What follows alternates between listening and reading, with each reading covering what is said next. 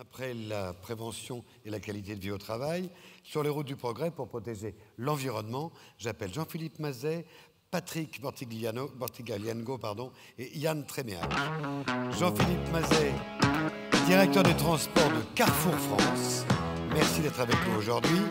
Patrick Bortigliano, des transports Bortigliano, et Yann Tréméac, directeur général de l'ADEME.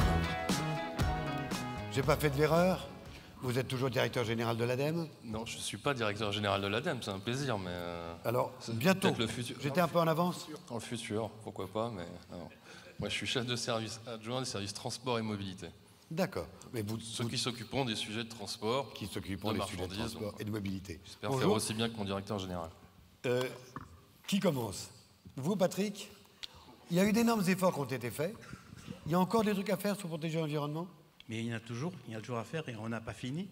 On découvre tout le temps, c'est du progrès, c'est transporteur, on est optimiste. Patrick, je vous en prie. Oui, le micro, la sucette, Merci. pas de problème, je la rapproche. Oui, ben on continue, les transporteurs s'investissent beaucoup. On s'investit beaucoup vous savez, on transporte 4,4 millions de tonnes jour avec nos camions. C'est ni le rail, ni le fluvial qui va le remplacer. Donc, les transporteurs investissent dans le gaz, dans l'électricité, avec raison, parce qu'on ne peut pas faire tout barre à droite ou tout barre à gauche. Il faut aller progressivement et avec des partenaires sur lesquels on puisse compter. On a l'habitude de dire « seul le porte-monnaie nous rendra vertueux ». C'est parce que le gazole coûte cher que vous avez demandé à vos conducteurs de lever le pied et de faire de l'économie? C'est parce qu'il y a les taxes carbone que les constructeurs font des camions qui polluent moins? Si je vous dis non, vous n'allez pas me croire. Non, je ne crois pas. Premièrement, vous savez, les transporteurs, ce sont des gens qui n'ont pas attendu qu'on les prenne par la main pour être vertueux. On sait ce que nous devons faire. Nous faisons du mieux pour nos entreprises, pour tout le monde, et avec raison. Mais c'est certain que plus le gazole est cher, plus il faut faire attention. Mais il faut quand même savoir que les constructeurs et les véhicules que nous achetons, il faut savoir que les 3/4 du parc français est Euro 6. Oui. On fait avec notre argent, on ne demande rien à personne. On le fait avec notre argent, parce qu'il faut le faire. Et avec cela, nous avons diminué énormément de CO2, nos consommations de véhicules, ce qui entraîne aussi des diminutions de particules. Vous demandez l'argent à personne, alors que fait l'ADEME? Il vous aide? Vous leur demandez des choses? Mais écoutez, l'ADEME nous aide. Premièrement, avec l'ADEME, c'est grâce à l'ADEME que nous avons mis les programmes en place de la charte, le label. Il y a 1200 entreprises qui sont engagées, on économise 2 millions de tonnes de CO2. Alors Yann, c'est quoi cette charte? Qu'est-ce qui réunit ces entreprises? Alors, c'est plus seulement une charte. Alors déjà, c'était historiquement, c'est un dispositif qui s'appelle Objectif CO2, alors qu'on a lancé en 2008. Hein. Alors quand je dis on, l'ADEME n'était pas tout seul. C'est un dispositif qu'on a co-construit tous ensemble. Et qui s'appelle Eve maintenant. Hein. Et alors, ça c'était l'historique. On a travaillé sur un dispositif pour les chargeurs aussi, Fred 21. Et depuis l'année dernière, on a décidé de mettre ensemble l'ensemble de ces dispositifs, donc Objectif CO2, Fred 21, EVCOM, un nouveau dispositif qu'on vient de lancer pour les commissionnaires de transport, avec pour objectif de créer des collaborations, des synergies entre l'ensemble des acteurs, transporteurs, chargeurs, commissionnaires. Alors, les dispositifs existent toujours, Objectif CO2 existe bien sûr toujours, mais on cherche aussi à démultiplier un petit peu les impacts de ces dispositifs en permettant des synergies entre les acteurs. Objectif CO2, d'ailleurs, ce n'est pas seulement une charte, hein, vous l'avez très bien identifié, mais c'est aussi un label. Donc, je pourrais vous expliquer un petit peu, en fait, le principe de la charte, rapidement. Très rapidement. Très rapidement. Un transporteur routier va s'engager à mettre au sein de son organisation des actions sur 3 ans, suivre les évolutions de ses émissions de gaz à effet de serre, sa consommation d'énergie sur la durée de ces 3 ans, et donc être signataire de la charte, en s'engageant à mettre en œuvre ces actions. Des transporteurs, finalement, s'engagent une fois, se réengagent souvent, parce qu'ils veulent remettre en œuvre des actions, mais c'est vrai qu'à un moment, on arrive un petit peu au niveau de l'asymptote en termes d'amélioration. On ne peut pas faire mieux. On peut toujours faire mieux, toujours, mais les progrès sont de plus en plus durs, en tout cas, à tenir. Et en même temps, on a en face de nous des transporteurs qui ont atteint un haut niveau de performance environnementale. C'est dans ces conditions qu'on a décidé de créer un label qui est là pour reconnaître, finalement, les transporteurs vertueux qui ont obtenu le plus haut niveau de performance environnementale. Alors, est-ce que ce label a de l'importance? En particulier, vous parliez de synergie. On a la chance d'avoir M. Carrefour. Bonjour. Combien de combien de camions par jour travaillent pour Carrefour? Je crois qu'on s'est dit hier 4000 à 4000 peu près. camions. Voilà. 4000 camions qui interviennent tous les jours, les vôtres, notamment pour livrer nos magasins. Alors, synergie entre chargeurs, transporteurs et commissionnaires. Ça tombe bien, vous êtes un gros consommateur de camions. Alors, vous faites quoi? Alors, vous étiez enfin, les gens de chez vous étaient au prix Ève. Hein, Oui, complètement, ainsi que je pense à Dominique Mauffret dans la salle ou Philippe Proturo, puisqu'en fait on a eu la chance de recevoir avec nos partenaires transporteurs. Donc on a créé chez Carrefour un cercle depuis 8 ans. Donc c'est une démarche, un cercle, un peu comme le Club Déméter œuvre sur ces sujets-là au niveau plus national. Ben nous, chez Carrefour, on a créé ce cercle il y a un peu plus de 8 ans. Il y a qui dans ce cercle? 22 transporteurs, partenaires. Ouais, que des tout petits. Non, enfin, il y a à la fois des petites structures, enfin, c'est des transporteurs historiques qui suivent notre maison depuis longtemps, généralement, qui sont ancrés dans des régions et dans des territoires. Et on partage avec eux régulièrement des sujets autour de la mobilité. On en parlera sans doute, mais c'est là qu'est venu parce que c'est des idées de nos partenaires, le gaz, par exemple. Hein. On parle beaucoup du biométhane chez Carrefour. Il faut savoir que c'est 2-3 transporteurs du cercle des transporteurs qui nous ont aidés à le mettre en avant, où on travaille des sujets, où on parlerait peut-être autour on parlait d'optimisme tout à l'heure, on a un projet qui s'appelle le conducteur optimiste, alors le conducteur Carrefour, notamment celui qu'on accueille peut-être mal sur nos sites ou dans certains de nos magasins. Alors voilà. L'idée c'est, on se met ensemble, nous, nos magasins et nos sites, les plateformes, et les conducteurs. Oui. Et on apprend à... Oui, exactement. Parce que sincèrement, auprès des conducteurs, vous étiez quand même quelquefois le diable. Hein. On ne fait pas tout bien, si c'est ce que vous voulez me faire dire. Mais allez-y. Vos conducteurs, ils disent, t'es arrivé à 9h05, j'avais dit 9h, tu te casses, t'as 2 heures d'attente, va te faire voir, tu décharges tout seul et casse-toi avec ton camion. Il y a eu ça souvent, non? Non? Souvent. Souvent, voilà. Non, ça se passe comme ça. Il y a bien longtemps, on va dire, maintenant ça se passe pas autrement, là, que des chauffeurs et autres, et les transporteurs sont jamais en retard. Bon. Mais ce que je veux dire, non mais c'est effectivement un sujet de préoccupation, et tout à l'heure on en a parlé, j'avais la chance d'être avec vous ce matin. Quand on parle d'attractivité du métier, vos difficultés de recrutement, c'est sûr que nous, alors on va pas se substituer à vous en tant que professionnel, mais tout ce qu'on peut faire en termes d'accueil sur nos sites, d'accueil dans nos magasins, de valorisation, on a parlé un peu de technologie autour de la reconnaissance du métier de conducteur routier, c'est assurément des sujets qui sont importants. Et dans ce cercle, notamment avec des professionnels qui connaissent, mieux que nous en tout cas, on essaye d'avancer sur ces sujets-là. Vous en faites partie du cercle? Non. Non. Non, je ne fais pas partie du cercle. Pourtant, Carrefour est à côté de mon entreprise et on ne travaille pas avec Carrefour. On est mal aimé. Non. Non, on travaille... Vous n'avez pas la chance de travailler avec Carrefour. Non, on n'a pas postulé. L'ADEME aussi regarde ces choses-là? On est loin. On ne fait pas de transport pour Carrefour directement, mais oui, on est là pour... Alors moi déjà, je tenais à dire une chose importante. C'est que je vous le disais tout à l'heure, ce dispositif, on ne l'a pas construit tout seul. On l'a construit notamment avec nos partenaires, notamment la FNTR, mais aussi TLF, OTRE, la CGI qui travaille actuellement, AUTF aussi qui travaille sur le programme EVE. Et c'est tous ces acteurs-là, ils ont un rôle très important dans le cadre du programme EVE pour sensibiliser l'ensemble des acteurs, donc les transporteurs, les chargeurs, les commissionnaires, à s'engager dans ce dispositif. Car, comme vous le disiez, les résultats sont pour nous vraiment importants. 1400 entreprises du transport qui sont engagées, plus de 300 labellisées. On a 20 chargeurs déjà qui sont engagés aussi dans cette dynamique. 12 primo-signataires commissionnaires, mais c'est que le début. Il y a quand même une urgence climatique qui fait qu'il faut qu'on continue de s'engager. Le secteur des transports représente quand même une part importante des émissions de GES, voire être le premier émetteur en fait de GES. Alors je dis bien le secteur des transports d'une manière générale, hein. En incluant aussi la mobilité voyageur. Il faut qu'on continue, que vous continuez à vous engager. Il faut que ces démarches d'engagement volontaire s'accentuent pour qu'on arrive à tous obtenir les objectifs qu'on s'est fixés, notamment en 2050 de neutralité carbone. Jean-Philippe Mazet, vous êtes Carrefour, vous la grande distribution, vous n'êtes pas transporteur. Pourquoi est-ce que vous faites ce cercle-là? Pourquoi est-ce que vous vous occupez de l'attractivité du métier? C'est pas votre business. Alors, effectivement, on est plutôt des commerçants. Pour autant, on en a eu parlé avec notamment Florence Berthelot. On le dit souvent, si vous l'avez, c'est qu'un camion vous l'a apporté. Alors ça date un peu, mais les produits arrivent dans nos magasins. le maillon transport est un maillon clé et vital pour notre activité.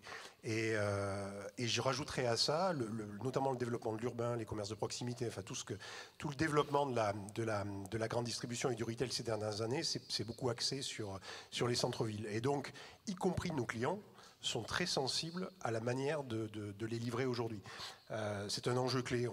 On peut parler bien sûr du CO2 ou des particules fines, on pourrait parler du bruit de la même manière.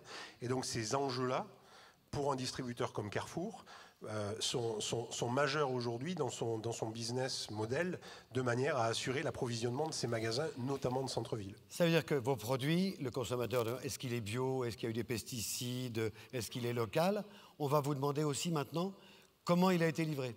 Clairement, et notamment, notamment parce que les clients du magasin sont des fois des clients qui habitent dans le même immeuble et qui sont donc sensibles à juste titre aux opérations de livraison, au bruit que nous pouvons générer. C'est pour ça qu'on développe avec nos partenaires transporteurs ces sujets-là de manière à être le plus responsable possible. Et c'est vrai pour l'urbain, mais quelque part, de toute façon, directionnellement, que ce soit les normes PIC ou le gaz dont on parle aussi beaucoup à la FNTR, c'est une technologie qui se développe maintenant, y compris pour la plupart des transports routiers.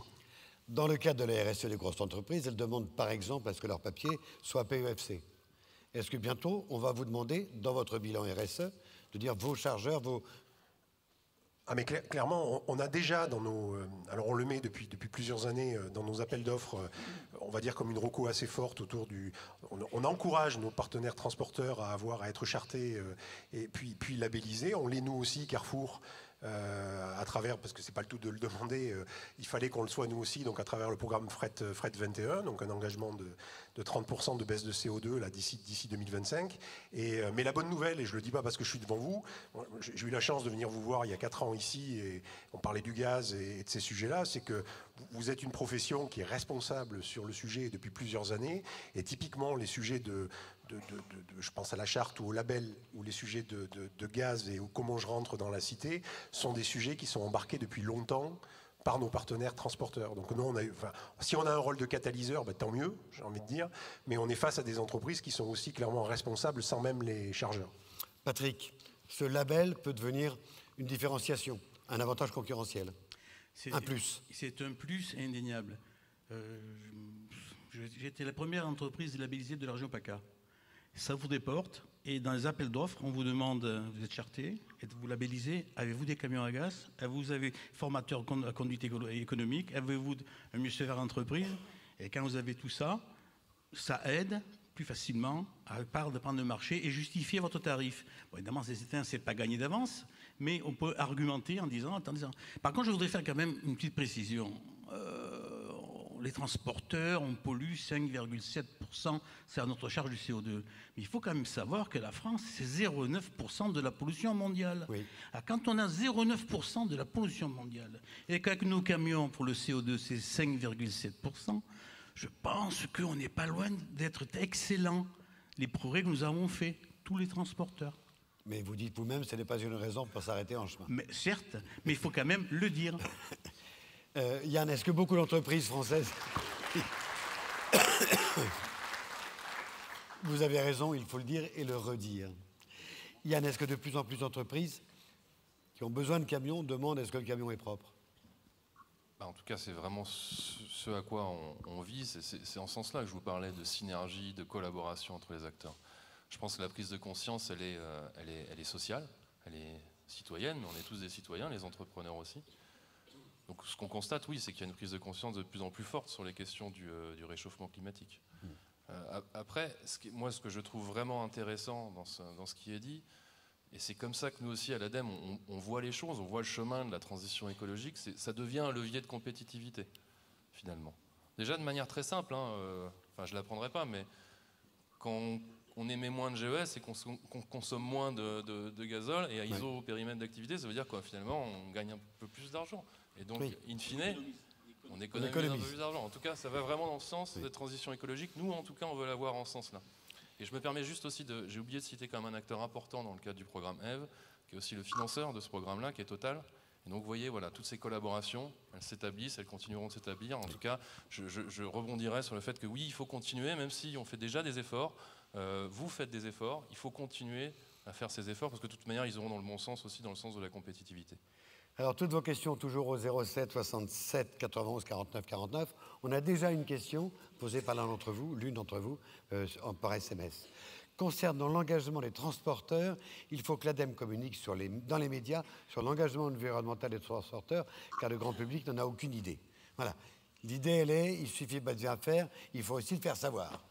Alors, que fait votre directrice de la communication? Elle travaille, on a fait un communiqué de presse, alors, bon, manifestement, il n'a pas dû être assez relayé. On essaie de le relayer au maximum, hein, croyez-moi, c'est vraiment aussi notre objectif.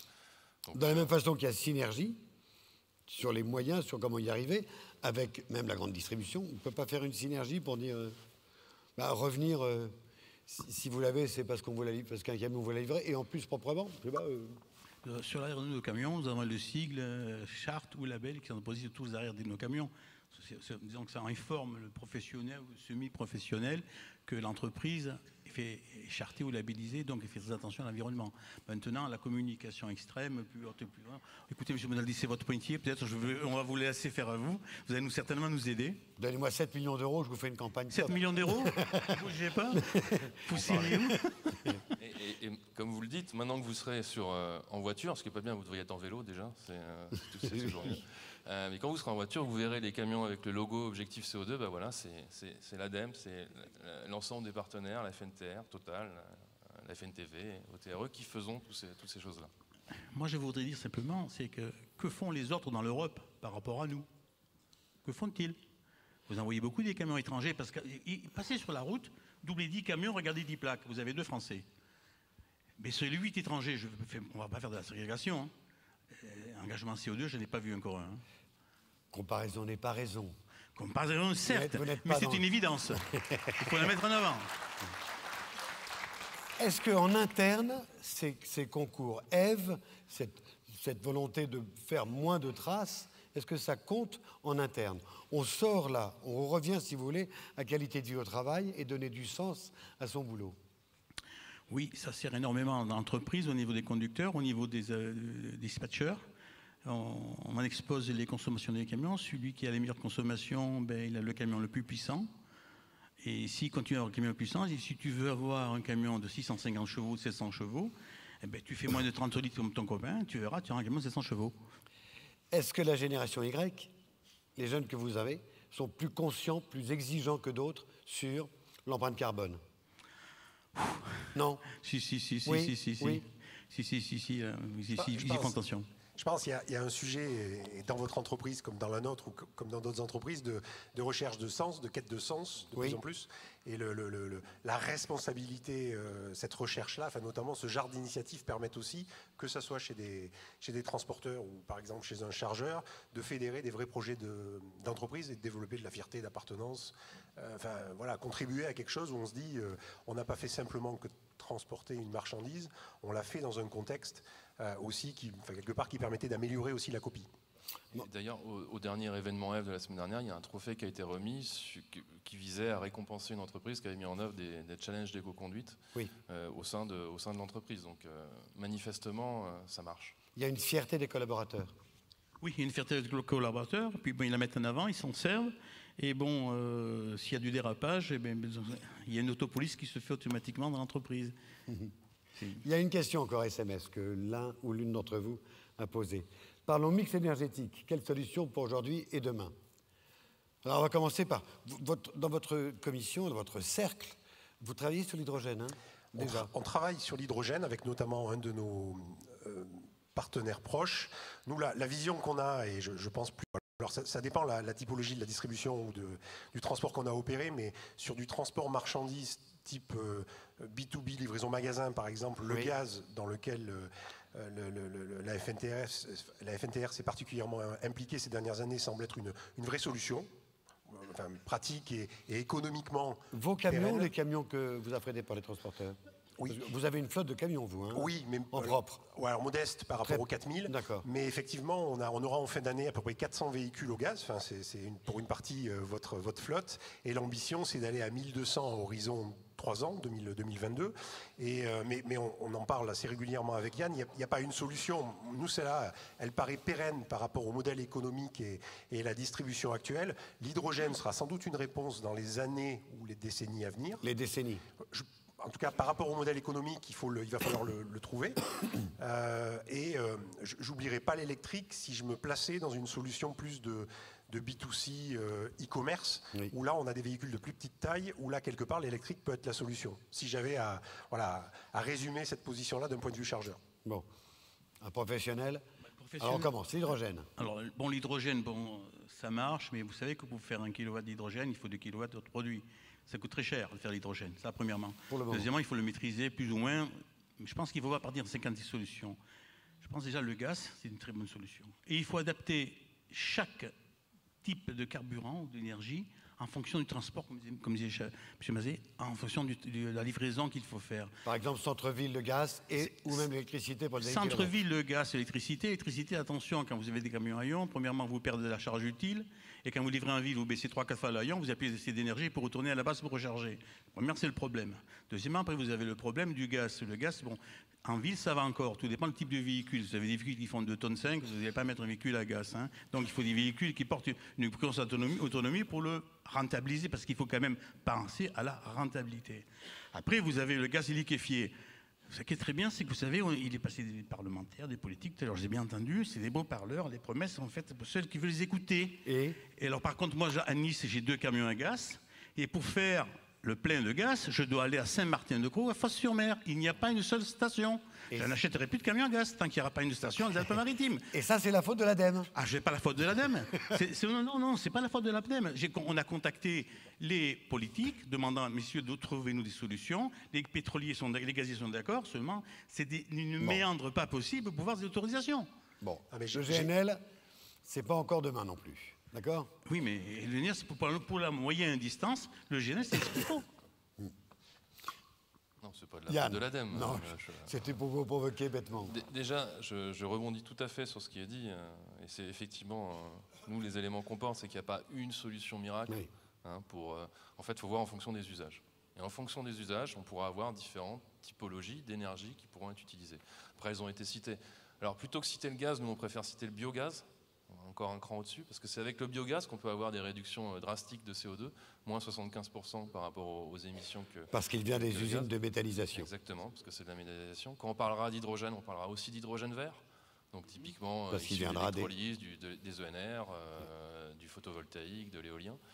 Mais oui, c'est ces 3 technologies avec l'électrique. On a la chance en France, en tout cas, la situation française est comme ça, qu'on a une énergie quand même très décarbonée, une électricité très décarbonée, qui permet aussi de faire du vecteur électrique un vecteur intéressant dans le cadre de la stratégie nationale bas carbone. Non, c'est pas de notre faute. Alors, on a essayé de lancer, on a lancé notamment des appels à projets pour financer l'installation de plus d'une centaine de stations en France. Donc, c'était en 2018 de mémoire, 2017. On a aussi travaillé sur l'infrastructure de recharge de véhicules électriques. Donc, les choses se font, mais prennent aussi du temps. Et c'est vrai que nous, on préfère, nos mécanismes d'action visent plutôt à financer les transporteurs qui vont pouvoir, au travers d'un financement, minimiser l'achat et le surcoût lié à l'achat d'un véhicule gaz, d'un véhicule électrique. Et par exemple, pour le véhicule gaz, vu qu'il y aura, sur un territoire 20, 30 transporteurs qui seront dotés de camions, ça pourra justifier l'installation d'une station. Rapidement, pour les transports automobiles, la voiture de monsieur et madame tout le monde, électrique et l'hybride. Et l'hybride, tout le monde dit que c'est la solution géniale. Pour le transport de voyageurs, l'électrique par les supercondensateurs. Pour le camion, on est d'accord que c'est le gazole qui a encore de très très belles années devant lui ?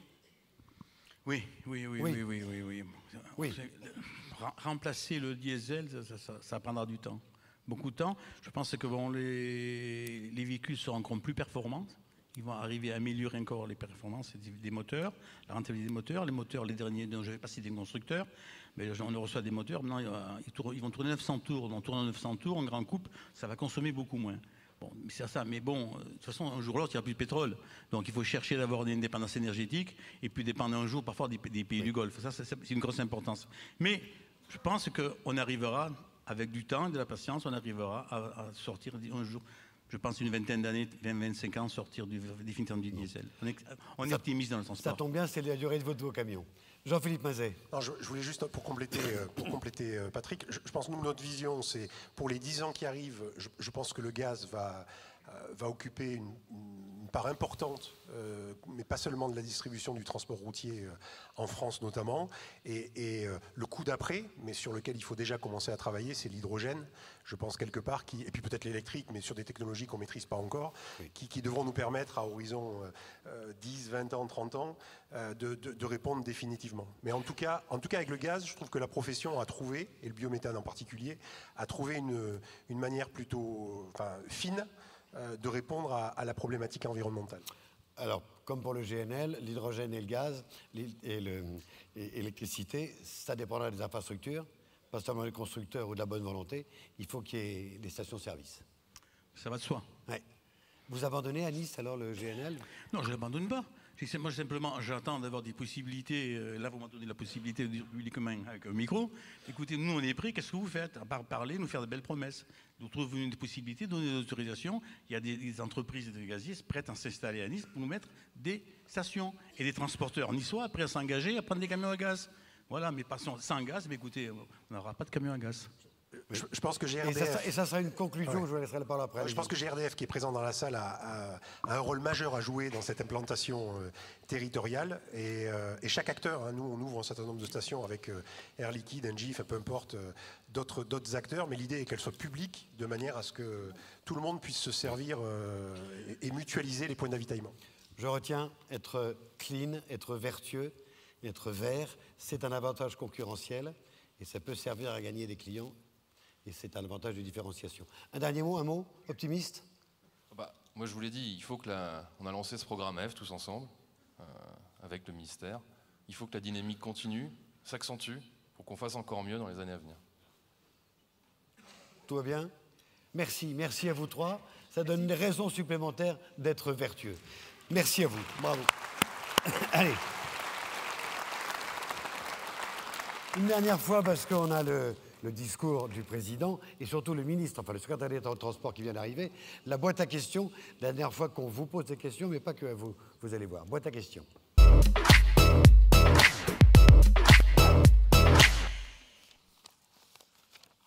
Je l'ai déjà dit, hein, avant, hein, déjà.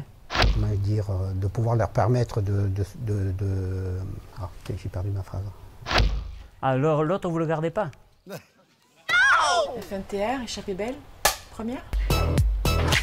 Quelles sont les valeurs qui, selon vous, représentent le mieux le transport routier? Un maillon essentiel de la vie économique du pays, d'un pays, indispensable dans énormément de secteurs et dont tout Français, tout individu peut percevoir le rôle et la valeur ajoutée dans son quotidien. Nos valeurs boursières. Enfin quoi, non, peut-être pas, non, peut-être pas. Non, les valeurs qui représentent le transport routier, je crois que c'est plus simplement le travail, les relations humaines, c'est évident, et l'innovation. C'est le professionnalisme. Je pense qu'on ne peut pas passer à côté. Les entreprises essayent de faire de leur mieux pour servir leurs clients et que tout se passe bien. Mais c'est aussi des entreprises qui sont très engagées. On est engagé bien sûr par rapport à notre travail, on est engagé par rapport à notre personnel et nos employés, et on est engagé par rapport à tout le monde.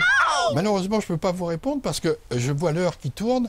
J'ai rendez-vous à 15 h avec Madame Hidalgo. Je ne peux malheureusement pas répondre à cette question. Je vais être obligé de vous quitter et de prendre ma trottinette pour aller la voir. Le transport routier représente des valeurs surtout humaines. Nous avons des conducteurs, nous avons des conductrices, et nous les côtoyons tous les jours. Et ces gens-là, ce sont des humains derrière des machines qui peuvent se lever très tôt le matin ou travailler très tard le soir ou même la nuit, évidemment. Et ces gens-là sont un côté humain et un côté passionnant et qu'on côtoie tous les jours. Aïe. Merci.